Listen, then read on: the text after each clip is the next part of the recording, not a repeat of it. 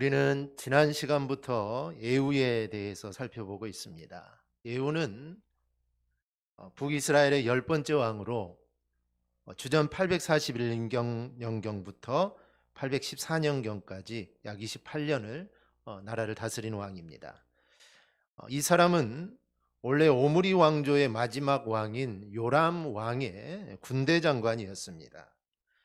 그런 예후가 오므리 왕조를 무너뜨리고 왕위에 올라 예후 왕조를 세우게 됩니다. 이렇게 왕위에 오를 수 없는 사람이 왕위에 올랐다는 것은 특별한 하나님의 은혜를 입은 겁니다. 아버지가 왕이면 아들이 왕이 되는 것은 뭐 특별한 일이 없으면 자연적으로 되어지는 일인데 왕이 될 수 없는 사람이 왕이 됐으니 이건 하나님의 특별한 은혜가 바로 예후에게 임한 겁니다. 그래서 예후는 하나님 말씀에 따라 요람과 그의 어머니 이세벨을 죽입니다. 그리고 바알 선지자와 아합의 나머지 후손까지 다 없애버립니다. 그리고 북이스라엘의 처음이자 마지막이었던 이 종교개혁까지 일으킨 사람입니다. 그러나 그런 예후는 28년 동안 북이스라엘을 다스리면서 이제 변하기 시작합니다. 처음부터 온 마음을 다해 하나님을 처음처럼 그렇게 섬기지 않았습니다. 하나님을 향한 그 간절함이 이제 시간이 지나면서 점점 사라지게 됩니다. 그래서 31절은 그런 예후를 이렇게 표현합니다. 그러나 예후가 전심으로 이스라엘 하나님 여호와의 율법을 지켜 행하지 아니하며 여로보암이 이스라엘에게 범하게 한 그 죄에서 떠나지 아니하였더라. 여기 보면 전심으로라는 말이 있습니다. 전심으로. 이 말의 문자적 뜻은 그의 온 마음 안에라는 뜻입니다. 즉 온 정성과 힘을 다해 하나님을 섬기고 또 하나님의 말씀에 순종하는 것이 마땅함에도 불구하고 그렇지 못한 것에 대한 안타까움을 이 전심으로라는 단어로 지금 표현하고 있는 겁니다. 예후는 하나님께 충성했는데 온 마음으로 충성하지 못했습니다. 그의 이러한 불완전한 충성이 하나님의 은혜를 제한하게 되고 그의 삶을 좋지 못한 길로 인도를 하게 됩니다. 하나님의 징계를 부른 것이죠. 사람에게는 이런 점이 문제입니다. 예후의 마음은 하나님에 대해서 갈라져 있었습니다. 그는 하나님에 대한 뜨거운 이 열심이 있었지만 한편으로는 이 왕권도 거머쥐겠다는 야심도 그 안에 있었습니다. 그래서 이 두 가지의 마음을 그는 함께 품고 살아간 것입니다. 여러분, 왜 사울이 버림을 받았습니까? 그도 하나님에 대한 두 마음을 품었기 때문입니다. 그리고 그 두 마음 때문에 하나님께 불충을 하게 됩니다. 그가 두 마음을 품고 하나님을 섬기다가 왕권 확립이라는 자신의 목적을 이제 달성하자 하나님을 버렸기 때문에 하나님도 그를 버리셨던 겁니다. 여러분, 우리 하나님은 인간에게 만홀히 여김을 받는 분이 아니십니다. 여기서 만홀히 여긴다라는 뜻은 코를 치켜들다, 콧방귀를 뀌다라는 뜻입니다. 우리 하나님은 이렇게 대접을 받으실 분이 절대로 아닙니다. 근데 사울도 그랬고 예후도 그렇고 하나님을 만유리 여기는 삶들을 바로 살아가게 됩니다. 그래서 업신여기거나 하나님을 소홀히 여기는 겁니다. 하나님은 절대로 그렇게 대접을 받아서는 안 되는 분입니다. 또한 하나님은 두 마음을 품고 당신을 섬기는 것을 절대 용납하지 않습니다. 그러므로 우리는 하나님을 향한 우리의 헌신에는 절대로 두 마음을 품어서는 안 됩니다. 즉 하나님도 섬기고 세상도 섬기려는 그 마음을 우리는 버려야 되는 겁니다. 두 마음을 품게 되면 필히 하나님을 배신하게 되어 있기 때문입니다. 우리가 두 마음을 품게 되면 하나님을 배신하게 됩니다. 그래서 신명기 6장 5절을 보면 너는 마음을 다하고 뜻을 다하고 힘을 다하여 내 하나님 여호와를 사랑하라 라고 권면을 합니다. 또 야고보서 4장 8절에는 하나님을 가까이 하라 그리하면 너희를 가까이 하시리라. 죄인들아 손을 깨끗이 하라. 두 마음을 품은 자들아 마음을 성결하게 하라 라고 이렇게 촉구합니다. 여러분, 우리가 하나님께 전심으로 우리는 온 마음으로 우리는 충성을 해야 합니다. 절대로 두 마음을 품어서는 안 될 것입니다. 그것이 하나님이 우리에게 요구하시는 바로 이 충성입니다. 하나님은 질투하시는 하나님이시다 라고 말씀을 하십니다. 하나님은 우리가 하나님과 다른 것을 동시에 섬길 때 우리 하나님은 질투를 하십니다. 우리가 구약을 보면은 이스라엘이 바벨론에 멸망하기 전에 이스라엘 백성들은 두 마음을 품고 하나님을 섬겼습니다. 하나님께 안식일에는 하나님께 가서 정성껏 예배를 하고 또 평일날에는 또 우상 앞에서 가도 또 정성껏 예배를 하고 그들은 세상에 한 발을 내딛고 또 하나님께도 한 발을 내딛고 그들은 그렇게 살아갔습니다. 그런데 하나님은 그런 걸 정말 싫어하십니다. 정말 토할 것 같다 말씀하시고 그들을 그렇게 살아가는 너희들 내가 볼 수가 없겠다. 그럴 거면 제사 드리지 마라. 예배 드릴 필요 없다. 그렇게 말씀하셨던 분이 우리 하나님이십니다. 즉 두 마음을 품는 것 네가 하나님은 싫어하시고 질투하십니다. 그리고 하나님보다 다른 걸 더 사랑할 때 또 우리 하나님은 질투하십니다. 그래서 하나님은 우리가 정말 순전한 마음으로 충성을 할 때 또 나를 축복하시고 우리를 형통한 길로 인도하실 겁니다. 우리 모두 정말 두 마음을 품지 말고 온전히 하나님만 섬기는 우리 신실한 성도들이 되기를 바랍니다. 오늘은 예후가 처음에 어떻게 하나님을 섬겼는지를 우리가 살펴보려고 합니다. 예후가 처음에는 하나님을 잘 섬겼습니다. 그러니까 종교개혁 또 할 수가 있었겠죠. 그래서 오늘 살펴보는 예후의 처음 모습, 처음 이 마음 그대로 우리도 변함없이 하나님을 섬기는 우리 모든 성도들이 되기를 바랍니다. 2007년경에 영국의 한 지역 신문사 정문에 이런 쪽지가 붙어 있었습니다.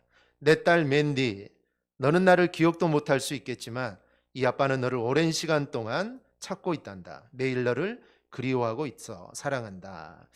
신문사 직원들은 이 쪽지를 대수롭지 않게 생각하고 뜯어서 그냥 버렸습니다. 근데 버려진 그 쪽지를 발견한 길을 가던 어떤 한 사람이 쪽지에 사인이 있다는 그 사실을 알고 사진을 찍어서 인터넷에 올리게 됩니다. 이 사연은 많은 사람들의 심금을 울리고 그다음에 삽시간에 영국 전역에 퍼지게 되고 마침내 쪽지에 나오는 이 맨디라는 딸도 잃어버린 아버지가 자신을 찾고 있다라는 것을 알게 됩니다. 이 쪽지를 붙인 사람은 마이클 호그벤이라는 할아버지인데 이 사람은 1980년도에 아내와 이혼을 했는데 아내가 딸을 데리고 연락 두절이 된 지 27년의 시간이 흘렸습니다. 그래서 너무나 간절한 마음에 그 딸을 찾고 싶어서 신문사 정문 유리창에 이와 같은 쪽지를 붙인 겁니다. 다행히 쪽지가 누군가에게 관심을 갖게 되고 할아버지는 다시 딸을 이렇게 만나게 됩니다. 이 만남은 영국의 전역의 뉴스와 기사로 퍼지면서 많은 사람들에게 놀라운 감동을 주게 됩니다. 그런데 하나님은 이보다 더 간절한 마음으로 그리고 나를 그리고 아직도 하나님을 모르는 사람들을 찾고 계십니다. 그리고 찾아서 하나님의 자녀 삼으시고 하나님의 일을 맡기시기를 원합니다. 이런 하나님의 마음이 예후를 부른 겁니다. 즉 하나님은 어떤 일을 지금 하고 싶은데 정말 간절한 마음으로 하고 싶은데 그 하나님의 부르심에 예후가 당첨이 된 겁니다. 그래서 하나님은 예후를 부르시고 그에게 하나님의 일을 맡기게 됩니다. 그래서 오늘은 하나님이 그럼 왜 예후를 불렀고 부름을 받은 예후는 과연 어떤 삶을 살았는지 우리가 오늘 말씀을 통해 한번 살피려고 합니다. 첫째, 하나님 먼저 예후를 부르셨습니다. 열왕기하 9장을 보면 선지자 엘리사가 이 선지자 수련생들 가운데 한 사람을 불러 이렇게 말을 합니다. 1절에서 4절인데요. 우리 한 절씩 교독합니다. 선지자 엘리사가 선지자의 제자 중 하나를 불러 이르되 너는 허리를 동이고 이 기름병을 손에 가지고 길르앗 라못으로 가라. 한 절씩 교독합니다. 2절.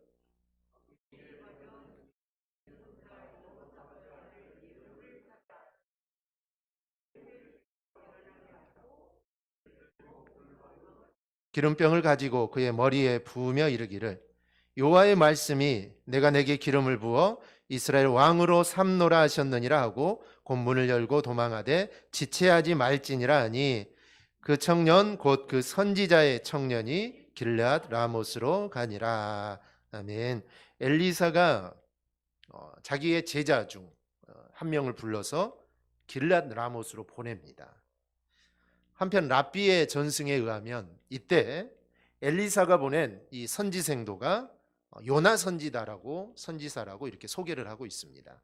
열왕기 14장 25절을 보면 아미떼의 아들 선지자 요나의 이름이 나오기 때문입니다. 즉 요나가 이 시대의 인물이었다는 점에서 어느 정도 신빙성은 있지만 그렇다고 근거는 없습니다. 그런데 같은 시대에 살았기 때문에 아마 요나를 보냈지 않을까 이렇게 추측을 하기도 합니다.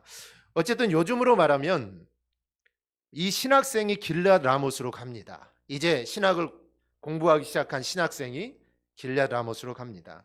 그리고 그 후에 일어난 일들이 이제 9절 이하에 기록되어 있습니다. 가보니 예후가 여러 장군들과 함께 앉아 있습니다. 그 예후를 보고 이 선지자 이 수련생이 장군님, 제가 장군님에게 할 말이 있습니다. 이렇게 하자 예후가 그 선지생도를 집안으로 데리고 갑니다. 집안에 들어가자 이 수련생이 그의 머리에 기름을 부으면서 이스라엘 하나님 여호와의 말씀입니다. 내가 너에게 기름을 부어 내 백성을 다스릴 이스라엘 왕으로 삼는다. 너는 이스라엘 집안 사람들을 다 죽여라. 이세벨, 애언자들, 종들을 죽인 죄의 대가를 반드시 치르도록 할 것이다. 아합의 집안에 속한 남자는 종이든 자유이든은 모조리 죽여 느바세 아들 여로보암과 아이야의 아들 바하사의 집처럼 되게 하겠다. 걔들이 이스라엘에서 이세벨의 시체를 먹어도 그녀를 묻어둘 사람이 없을 것이다 라고 하나님 말씀을 전합니다. 그리고는 그 선지자 수련생은 즉시 엘리사에게로 다시 돌아옵니다. 예후가 이 말을 듣고 밖으로 나옵니다. 그 앉아있던 동료 장군들이 무슨 일인가 하고 묻습니다. 아마 다른 이 장군들이 바로 이 사람이 엘리사 선지자의 제자, 즉 수련생도인 것을 알고 있었을 겁니다. 그러면 분명히 엘리사의 말을 전했을 건데 무슨 말을 전했을까 궁금하게 되죠. 그래서 무슨 말을 했는가를 물어보게 됩니다. 그래서 예후는 그 엘리사의 제자가 말한 내용과 또 자기가 이스라엘 왕으로 내가 기름을 부음을 받았다라는 사실을 그들에게 말합니다. 그들은 즉시 자기들의 겉옷을 벗어서 예후의 발밑에 깔아주고 나팔을 불며 예후는 왕이다 라고 외칩니다. 즉 그들이 예후를 왕으로 삼은 겁니다. 지금 왕은 있죠. 왕은 있는데 왕으로 삼게 됩니다. 근데 여기서 우리가 조금 이상한 점을 하나 발견합니다. 그것은 엘리사도 아니고 엘리사의 제자, 그 많은 제자 중 한 사람, 선지자 수련생이 온 겁니다. 요즘으로 말하면 신학생이 온 겁니다. 그런데 예후는 어떻게 그 말을 믿고 또 예후의 동료들은 어떻게 그 말을 그대로 받아들이고 예후를 왕으로 세울 수 있었냐라는 것입니다. 우리가 그냥 생각해 봐도 이게 말이 잘 안 맞습니다.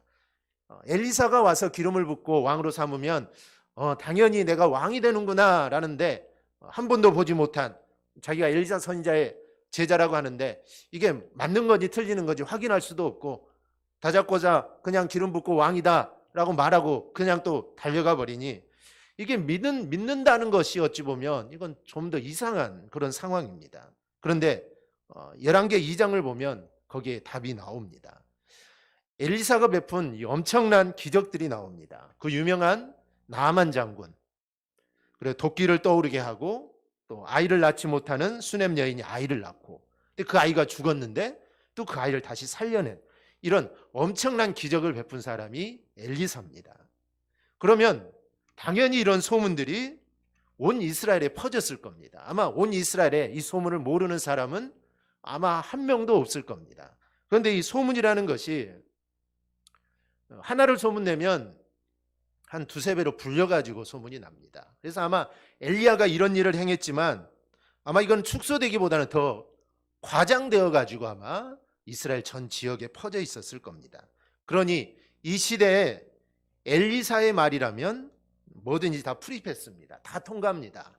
엘리사가 했다. 엘리사가 이런 말을 했다. 아니면 엘리사가 전해주라 했다. 이런 말 한마디는 모든 것을 다 통과시켜 줍니다.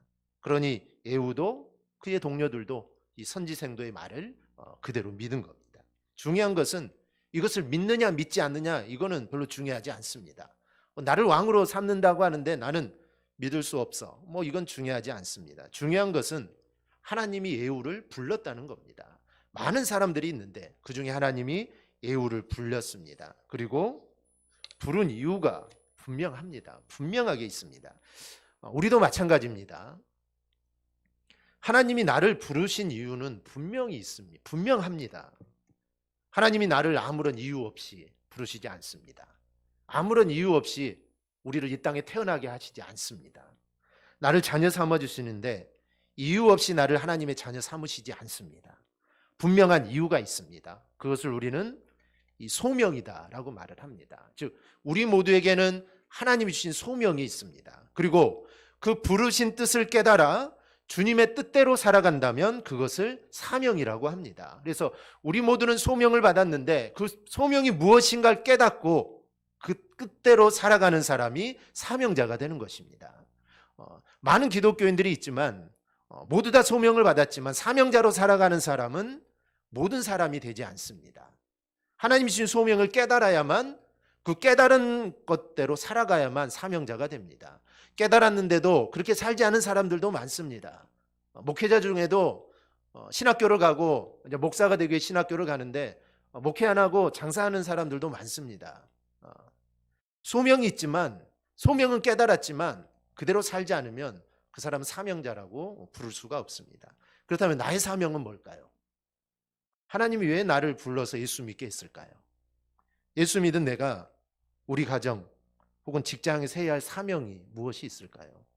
제가 목회를 하면서 알게 되는 것이 있는데 하나님은 각 사람들에게 교회를 나가게 하시는데 각 사람마다 교회를 위한 사명이 있다는 것입니다.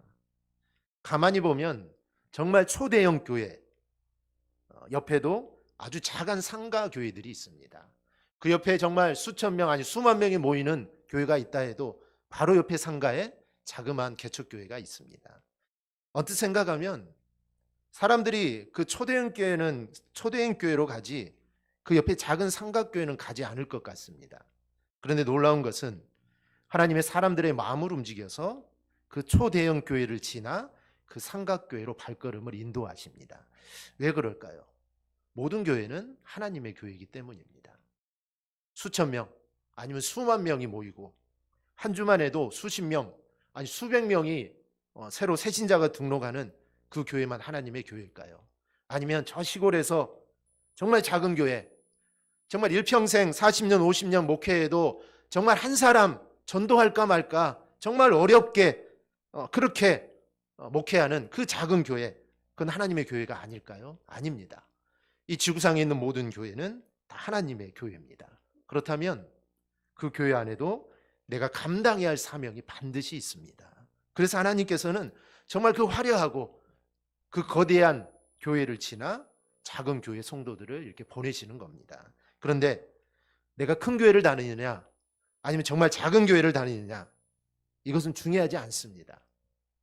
하나님이 나에게 주신 사명을 내가 알고 다니느냐 내가 모르고 다니느냐 이게 중요한 겁니다. 아무리 큰 교회를 다녀도 하나님이 나에게 주신 사명 소명 모르고 다녀서는 그거는 중요하지 않습니다. 그래서 하나님이 나에게 어떤 사명을 주셨는가 그것을 깨닫고 그 뜻대로 살아가는 것 신앙생활하는 것 그게 정말 중요합니다. 사명을 알고 그 사명을 감당하는 사람은 그 사명이 바로 복이 되는 것입니다. 우리가 문화비유나 달란트 비유를 통해 우리가 그 사실을 깨닫지 않습니까? 얼마를 받았느냐 그거 그리 중요하지 않습니다. 1달란트 받았다고 해서 야 나는 조금 받았다 이거 중요한 거 아닙니다. 받은 그것을 어떻게 사용했느냐가 중요한 겁니다.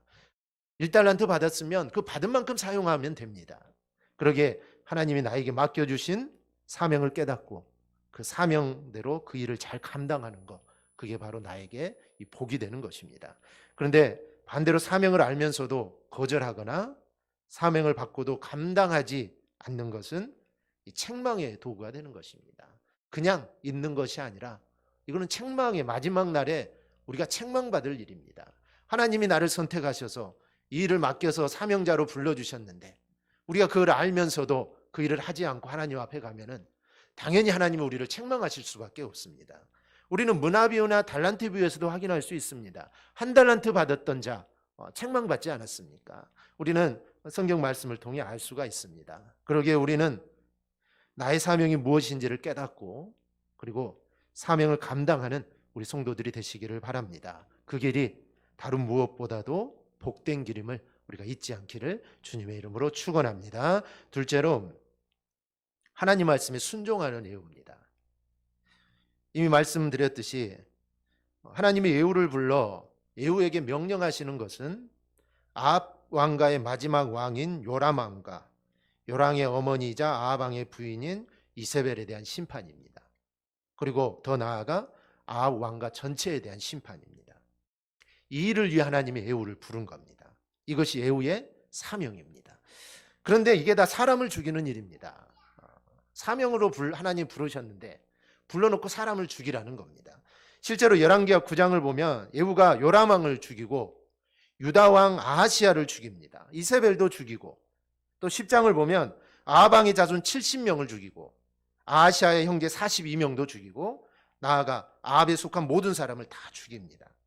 아무리 하나님 명령이라고 해도 사람을 죽인다는 것이 편치 않을 겁니다. 하나님이 말씀하셨다고 했지만 한두 명 죽이는 것도 아니고 정말 수십 명 칼로 죽이는 거, 이게 마음이 편할 리가 없습니다. 그런데 예후는 이 하나님 말씀에 아주 충실하게 따릅니다. 충실하게 따르죠. 우리가 순종이라는 것에 대해서 알아야 할 것이 바로 이것입니다.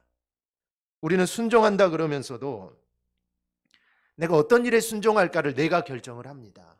나는 하나님께 무조건 순종하겠습니다라고 하지만 막상 결정할 때는 내가 순종할 것인가, 어떤 걸 내가 할 것인가, 내가 어떤 것을 내가 순종할 건가, 내가 결정을 합니다. 내 마음에 드는 것은 순종하고 내 마음에 들지 않는 것은 순종하기를 우리는 싫어합니다. 순종하더라도 마지못해 하는 경우들이 많습니다. 그런데 그거는 온전한 순종이 아닙니다.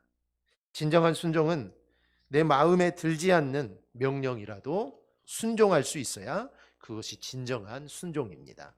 이동호 목사님이 쓰신 블레싱이라는 책을 보면 일찍이 종교개혁자 마틴 루터는 주기도문을 가르쳐서, 우리가 외우는 주기도문을 가르쳐서 최대의 순교자다라고 이렇게 말을 합니다. 왜냐하면 신자들이 주기도문에 순종할 의사도 없이 그냥 암송만 하기 때문에 이 주기도문은 최대의 순교자가 되어버렸다라고 말을 합니다. 맞는 것 같습니다. 우리는 주기도문을 외울 때 그 내용에 대해서는 별로 신경 쓰지 않습니다. 그냥 아무런 생각 없이 그냥 외울 때가 있습니다. 그러면서 이 책에 보면 우루과이 교회당에 적혀 있는 주기도문을 소개를 합니다. 내용이 이렇습니다. 세상 일에만 빠져 있다면 하늘에 계신 아버지라고 부르지 마라. 너 혼자만 생각하고 살아가면서 우리 아버지라고 부르지 마라. 자기 이름을 빛내기 위한 안간힘을 쓰면서 아버지의 이름이 거룩히 여김을 받으시라고 기도하지 마라. 물질 만능의 나라를 원하면서 아버지의 나라가 임하시며 라고 하지 마라. 내 뜻대로 되기를 기도하면서 아버지의 뜻이 이루어지소서라고 하지 마라. 죽을 때까지 먹을 수 있는 양식을 쌓아두려 하면서 일용할 양식을 주옵소서 하지 마라. 누구에겐가 아직도 노여움을 품고 있으면서 우리의 죄를 사하여 주옵소서 하지 말라. 죄 지을 기회를 찾아다니면서 우리를 시험에 들게 하지 마옵소서 하지 마라. 악을 보고도 아무런 양심의 소리를 듣지 않으면서 다만 악에서 구하옵소서 하지 마라. 주님의 기도를 진정 나의 기도로 바치는 삶을 살지 않으면서 아멘이라고 하지 마라. 이렇게 돼 있습니다. 이 목사님은 우리의 기도 생활이 진정한 능력이 되려면 기도와 함께 반드시 배워야 할 것이 순종이다 라고 말을 합니다. 그러면서 계속 말하기를, 앤드류 머레이는 예수님을 믿을 때 우리는 순종의 학교에 입학한다 라고 이렇게 말을 합니다. 그리고 순종에 대한 신뢰를 하나를 드는데요, 최근 전 세계 셀 교회들이 소통하는 소식지에 이런 기사를 읽었습니다.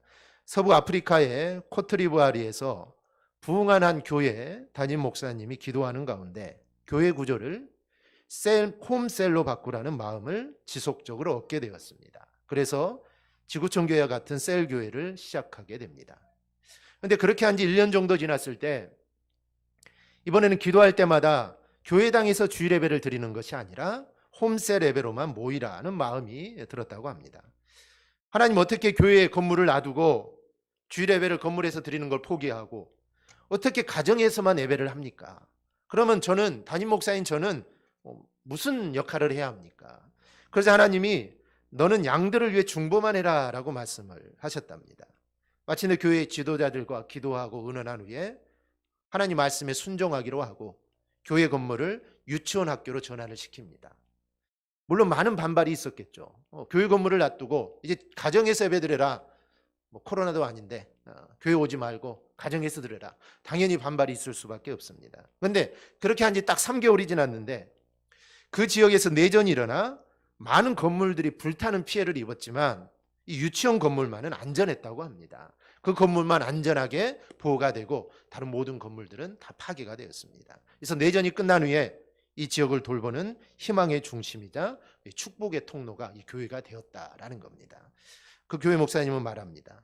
저와 모든 교우들이 순종이 이 세상에서 가장 귀한 축복이며 순종이 우리를 보호하시는 하나님의 능력임을 배우게 했습니다. 이런 신뢰에서 우리는 무엇을 깨닫습니까? 때로 내 마음에 이해가 안 되고 내 생각이 안 맞는 것 같기도 하고, 그런데 주님이 순종을 요구할 때는 거기에는 반드시 하나님의 뜻이 있습니다. 이유가 있는 겁니다. 그런데 우리는 그 사실을 깨닫지 못하죠. 우리의 생각은 하나님의 생각과 다르기 때문에 우리는 하나님이 어떤 생각을 하실까 우리는 알 수가 없습니다.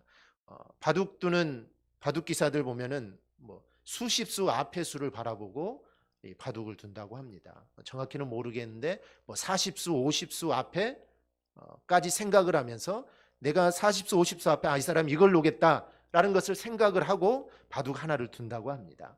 그렇게 앞에까지 바라봐야만 그 바둑에서 이길 수 있다는 것이죠.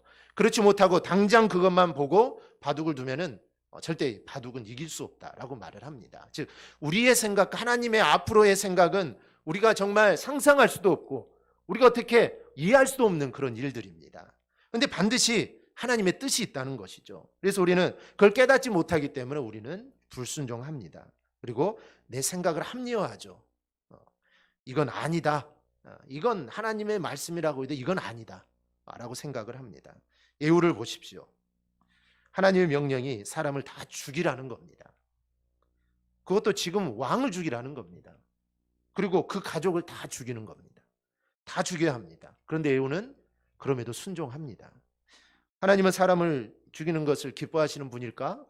이런 우리가 오해도 할 수 있지만, 그러나 이것은 죄에 대한 심판을 한 겁니다.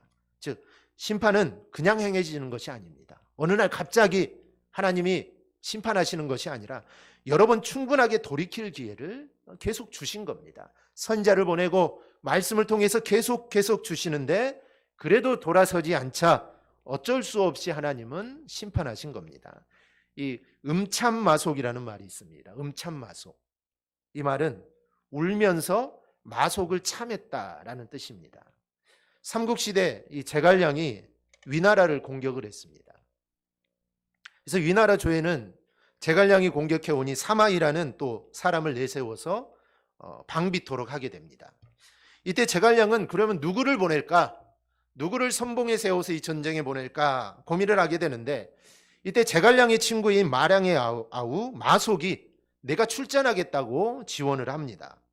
제갈량은 자기가 정말 사랑하는 친구의 동생이니 좀 보내기도 그렇고 아끼는 사람이니 또 못 믿어먹기도 했고, 그래서 보내기 싫었는데 간다고 하니 군령장을 쓰는 조건으로 허락을 합니다. 이 군령장이라는 것은 임무를 완수하지 못하면 군령에 의해 벌을 받겠다는 서약입니다. 그런데 마속은 전투에서 대패를 하고 겨우 목숨만 건져서 돌아옵니다. 군법에 의해 제갈량은 눈물을 머금고 마속을 참하게 됩니다. 신복이었고 자기가 정말 사랑하는 하나밖에 없는 저 친구의 동생이지만 눈물을 머금고 죽일 수밖에 없는 상황을 말하는 겁니다. 이게 바로 음참마속이라는 단어인데, 하나님의 마음을 여기에 우리가 비교할 수는 없지만 굳이 말씀드리면 하나님의 마음이 이랬다는 겁니다. 하나님의 마음이 이랬습니다. 심판을 안 하면 좋겠는데 근데 내가 계속해서 돌이키라 계속 이야기를 하는데 듣지 않습니다. 그러니 하나님은 정말 눈물을 머금고 심판을 하신 겁니다. 그런데 예후는 바로 이 일에 부르심을 받았습니다. 왜 하나님이 자기를 부르신지 예후는 알았습니다. 소명이 있었죠. 그리고 그게 자기의 사명이라는 것도 알았습니다. 그리고 별로 즐거운 일은 아니지만, 사람을 죽이는 일이 별로 즐거운 일은 아니지만 그래도 하나님 말씀에 순종합니다. 그 일이 하나님의 뜻을 바로 세우는 일이기 알았기에 그는 순종한 겁니다. 이런 모습은 바로 우리에게도 있어야 합니다. 우리는 내가 정말 하나님 말씀에 내가 순종해야겠다라는 그런 마음을 가지고 우리는 신앙생활을 해야 합니다. 하나님이 나에게 어떤 말씀을 하시든지 간에, 어떤 말씀을 하실지 모르겠지만 하나님이 어떤 말씀을 하시든지 간에 내가 순종해야겠다. 우리는 이런 마음 자세를 가지고 살아야 합니다. 그래야 조금이나마 더 많은 부분에 우리가 순종을 할 수가 있습니다. 여기까지 내가 하나님이 정말 이렇게 말하더라도 나는 순종해야겠다. 이런 마음을 가지고 살아가면 우리의 순종의 범위들이 더 넓어집니다. 하지만 그런 마음을 갖지 않고 살아가다가 어느 날 갑자기 이렇게 해라 하면은 우리도 당황하고 내가 순종하고자 하는 마음들이 사라지게 됩니다. 그래서 어떤 말씀이 하시는지 나는 순종해야겠다. 바로 이런 마음의 자세를 가지고 우리는 살아가야 됩니다. 오늘 하나님 말씀에 정말 순종하기를 기뻐했던 에후의 삶을 우리가 바라보면서 우리 모두도 좀 하나님 말씀에 온전히 순종할 수 있는 그런 삶을 살아가기를 주님의 이름으로 축원합니다. 아멘. 기도하겠습니다.